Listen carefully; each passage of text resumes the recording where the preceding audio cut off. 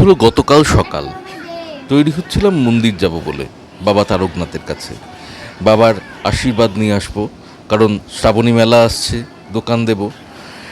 তার আগে বাবার কাছে গিয়ে একটু আশীর্বাদ নিয়ে আসি, তাই চশমাটা ভালো করে মুছছি যাতে পরিষ্কার সব কিছু দেখতে পাই, ঝাপসা না লাগে। ও মা, এই যে চশমা পরলাম, পরিষ্কার দেখে এত ভিড়, বাবাকে দর্শনই করা হলো না। ফিরে এলাম। বিকেলে রথ সাজিয়ে ব্যবস্থা করলাম, রথ টানবো। মেঘলা, প্রচণ্ডই মেঘ করেছে। একটু আগেই বেরিয়েছিলাম, বেরিয়ে দেখে এলাম, কিন্তু বৃষ্টি নামেনি। তাই রথ সাজিয়ে এবার তৈরি হয়ে গেছি আমি, কাচু আর ছিং পটাশ। সন্ধে হয়ে গেছে প্রায়, শাঁখ বাজছে বাড়িতে। এক্ষুনি বেরোবো আমরা। এই যে রথের রশিতে টান দেবো এইবারে। বলো জয় জগন্নাথ, জয় জগন্নাথ। ঘন্টা নাও, ঘন্টা ঘন্টা ঘন্টা।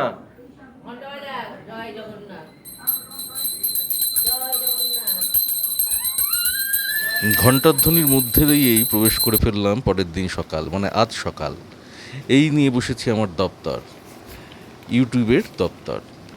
আমার স্ক্রিপ্ট রেডি, মোটামুটি সাজিয়ে নিই আপনাদের কাছে কিভাবে আসবো, যা যা থাকে। কাচু কী ভাবতে বসেছে কে জানে। চা খাওয়া হয়ে গেছে, সেই ছিং পটাশ আর এখানে রান্না বান্নার তোড়জোড় কমপ্লিট। কাচু স্কুল যাবে আজ। তবে আমি বেরিয়ে পড়লাম পড়াতে আজকে সকালেই। এখন 8:30 বাজে। এখন যাব পড়াতে সইতে। দেখেছেন এই বর্ষায় কি প্রচণ্ড ঝোপঝাড় হয়েছে।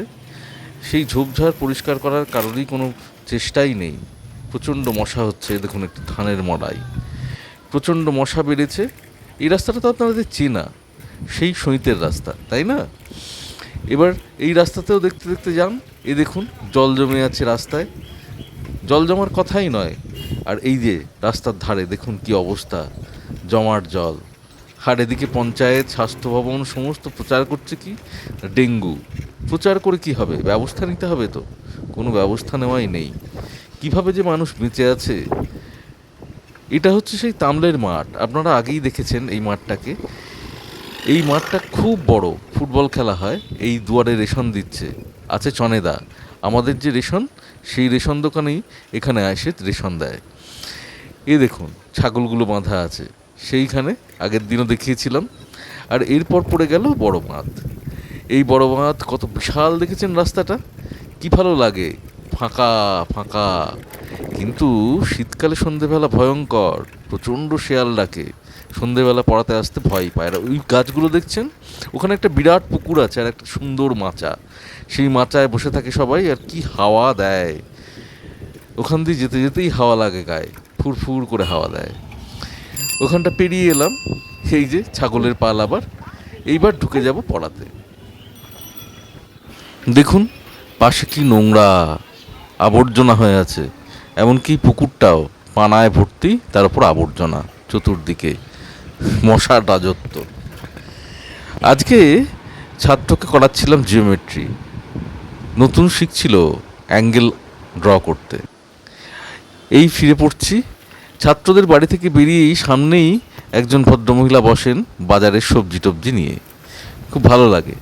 মাঝে মাঝে ভাবি আপনাদের দেখাবো।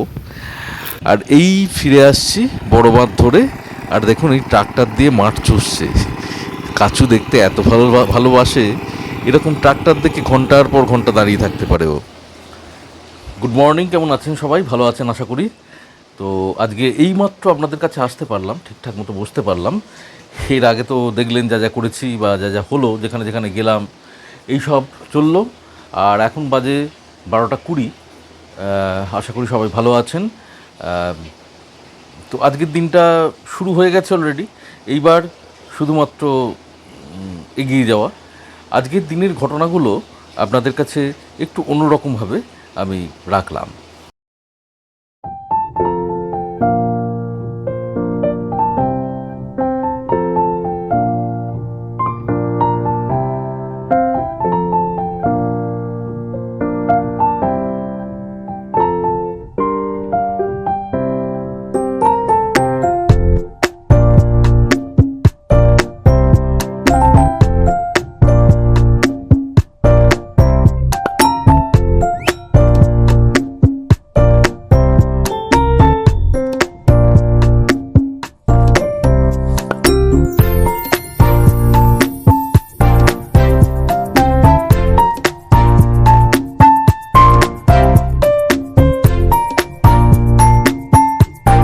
দেখছেন জল এসে গেছে, এবার তো জল তোলা, চান করা এসব আছেই, খাওয়া দাওয়াও, রান্না বান্না তো সব রেডি। আমাদের শ্রাবণী মেলাও এগিয়ে আসছে, বিশেষের জন্য এই সুতোর ওপর জোর দিয়েছে টাগা। আজকে আমাদের যা যা করার কথা ছিল তার মধ্যে হচ্ছে একটা মেন জিনিস, সেটা হচ্ছে ওই শ্রাবণী মেলায় আগেরবার যে জিনিসগুলো, যে সামগ্রীগুলো আমাদের বেঁচেছিল আর কি, সেইগুলোকে বার করে পরিষ্কার পরিচ্ছন্ন করা, আবার মেলার জন্য সেগুলোকে রেডি করা, দোকানে রাখতে হবে। তো এইটা কাজ দেখা যাক কতটুকু করে উঠতে পারি। আজকে বাইন্ডিংয়ের কাজও প্রচুর আছে, তো দেখা যাক, পরপর চলতে থাকি। তার মধ্যে আপনাদের এখন দেখিয়ে নিই বাবার কিছু ছবি, বাবার আঁকা কিছু ছবি। চলুন। তবে এই ছবি দেখানোর সময় আজও আমি বকবক করবো না, এগুলো সবই সেই পোস্টার কালারে আঁকা। শুধু বলার মধ্যে এইটুকু, কেমন লাগলো ছবিগুলো একটু জানাবেন, তাহলেই হলো।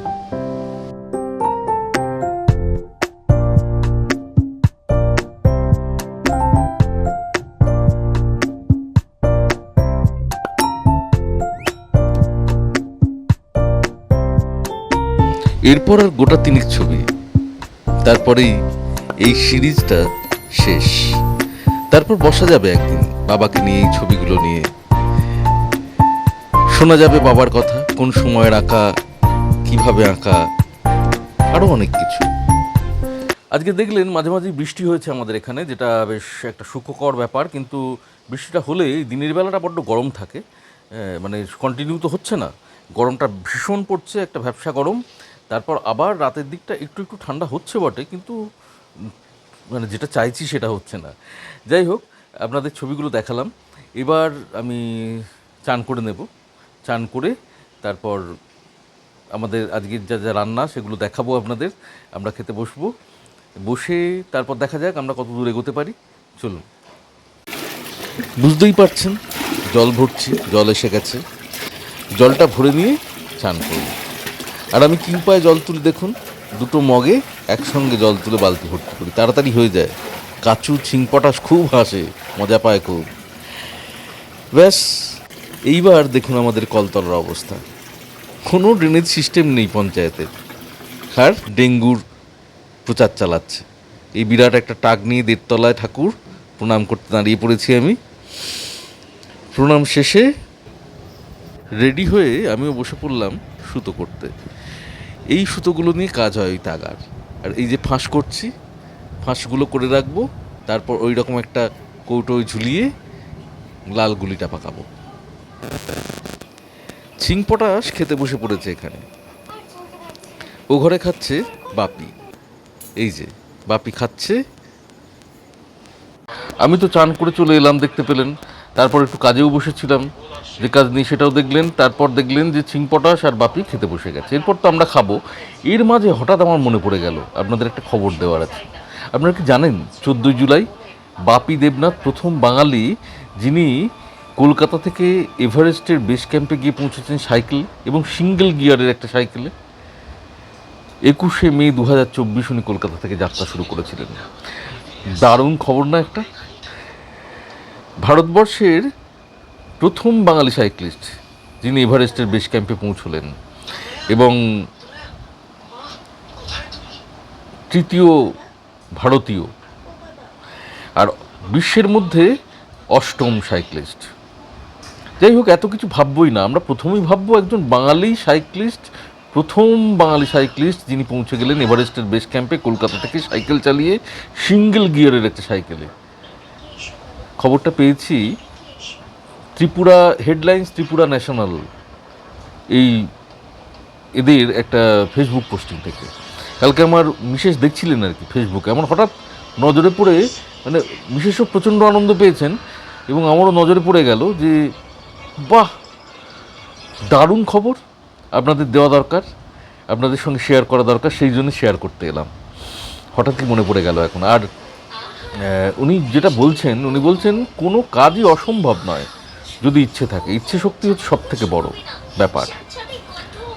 তো যখন ইউটিউবার আমরা যখন চ্যানেলে আস্তে আস্তে এগিয়ে যাচ্ছি, বিভিন্ন বাধার সম্মুখীন তো সমস্ত কাজেই হই, বিভিন্ন রকম। উনিও বলছেন যে ওনার আস্তে আস্তে অনেক রকম বাধার সম্মুখীন হয়েছেন, প্রতিকূল পরিস্থিতির সম্মুখীন হয়েছেন উনি, আমরাও হই। তার মানে আশা হারানোর কিছু নেই, কি বলেন?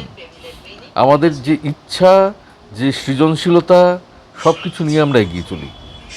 চলুন আবার কথা হবে, এই ব্যাপারটা নিয়ে আনন্দ করুন, আমিও খুব আনন্দ করছি। বসে পড়ছি খেতে।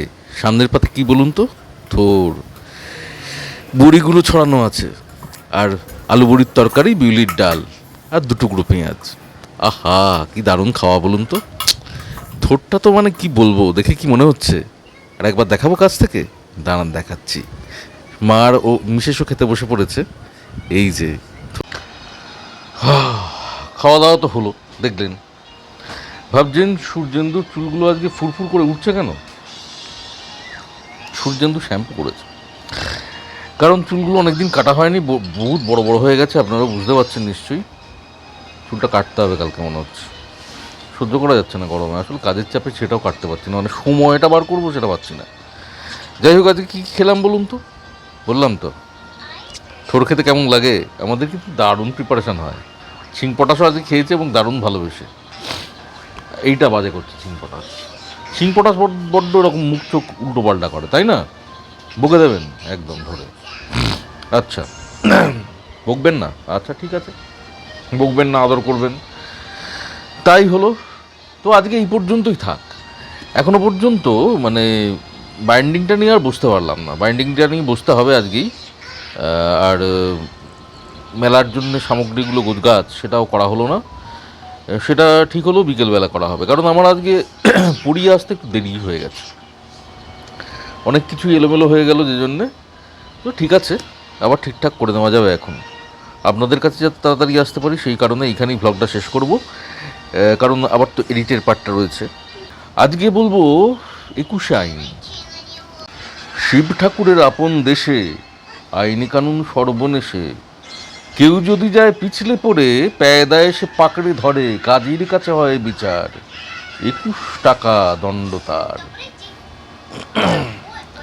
সেথায় সন্ধে 6টার আগে হাঁচতে হলে টিকিট লাগে, হাঁচলে পরে বিন টিকিটে দমদমাদম লাগায় পিঠে, কোটাল এসে নস্যি ঝাড়ে, 21 দফা হাঁচিয়ে মারে।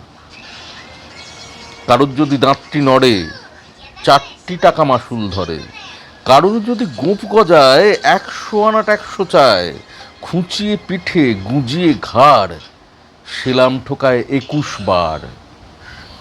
চলতে গিয়ে কেউ যদি চায় এদিক ওদিক ডাইনে বাঁয়ে, রাজার কাছে খবর ছোটে, পল্টনেরা লাফিয়ে ওঠে। দুপুরে রোদে ঘামিয়ে তাই 21 হাতা জল গেলায়, বাপরে। যেসব লোকে পদ্য লেখে তাদের ধরে খাঁচায় রেখে, কানের কাছে নানান সুরে নামটা শোনায় 100 উড়ে। সামনে রেখে মুদিরি খাতা, হিসেব কষায় 21 পাতা। হঠাৎ সেথায় রাত দুপুরে নাক ডাকালে ঘুমের ঘোরে, অমনি তেরে মাথায় ঘষে, গোবর গুলে বেলের কষে। 21টি পাক ঘুরিয়ে তাকে 100 ঘন্টা ঝুলিয়ে রাখে। চিন্তা করুন অবস্থাটা। হাসছেন? ভাবছেন সুকুমার রায়। আমাদের কি সেই অবস্থা নয় বলুন তো? এই 21শে আইনের পাল্লায় পড়ে কি নাজেহাল বলুন তো আমরা। জানি, সবাই মনে মনে জানি কি হাল হচ্ছে আমাদের, কিন্তু বলার ক্ষমতা থাকে না সব সময়। পরিবার আছে, সংসার আছে, কি জানি কি হবে, মানে কিভাবে পড়ে আছি সত্যি কথা বলতে কি। তবে কিছু একটা তো হবেই, এও জানি, কারণ ওই বাপি দেবনাথ আবার একবার আসা জায়গায় আমাদের ভেতরে। অসম্ভব বলে কিচ্ছু নেই, সবই সম্ভব যদি ইচ্ছে থাকে, তাই না? চলুন আজকের ভ্লগটা এই পর্যন্তই, আবার কালকে দেখা হবে। আজকের যা কিছু বাকি রইল সেগুলো কালকের সঙ্গে জুড়ে দেবো এখন। আর বলি, ভিডিওটা কিন্তু ভালো লাগলেই লাইক করবেন, কমেন্ট করবেন আর শেয়ার করবেন অবশ্যই। আর এখনও পর্যন্ত যারা ক্লিক করে ভিডিওটা দেখছেন, সাবস্ক্রাইব করেননি আমার চ্যানেলটা, সাবস্ক্রাইব করুন। দেখুন মানে যেটা দেখলেন ভালো লাগলো, ঠিক সেইটার মতোই প্রত্যেকটাই ভালো লাগবে। আর সেইটা মানে যাতে দেখতে পান প্রত্যেকটা, তাই বেল আইকনটা প্রেস করে দেবেন। ব্যাস, প্রত্যেকটা ভিডিওর নোটিফিকেশান চলে যাবে আপনাদের কাছে। চলুন, আবার কালকে দেখা হবে।